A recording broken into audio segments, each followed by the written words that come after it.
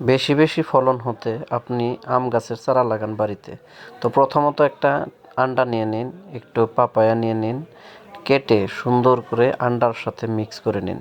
Mix করে একটা টাবের মধ্যে কিছু মাটি নিয়ে নিন, জৈবিক সার সম্পন্ন। এই মাটিটার মাঝখানে অল্প গাঁথা করে এই গর্তর মধ্যে আপনি আন্ডার এই মিক্সনটা ছেড়ে দিন। একটা আমের মধ্যে এদিক ওদিক অল্প কলগেট লাগিয়ে মাছ বরাবর এখানে বসিয়ে দিন। বসিয়ে মাটি দিয়ে ঢেকে সুন্দর করে অল্প পানি মেরে তারপর একটা টাব দিয়ে কিছুদিনের দিন হয়তো এখানে ঢেকে রাখুন।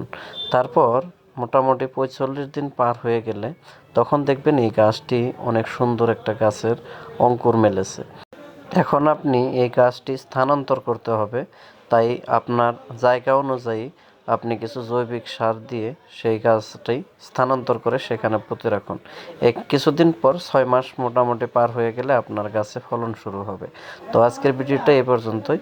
আশা করি পরবর্তীতে এই ধরনের প্রতিদিন ভিডিও পেতে আমার চ্যানেলটিকে সাবস্ক্রাইব করে রাখবেন। ভালো লাগলে অবশ্যই লাইক করবেন। ধন্যবাদ আপনাদের।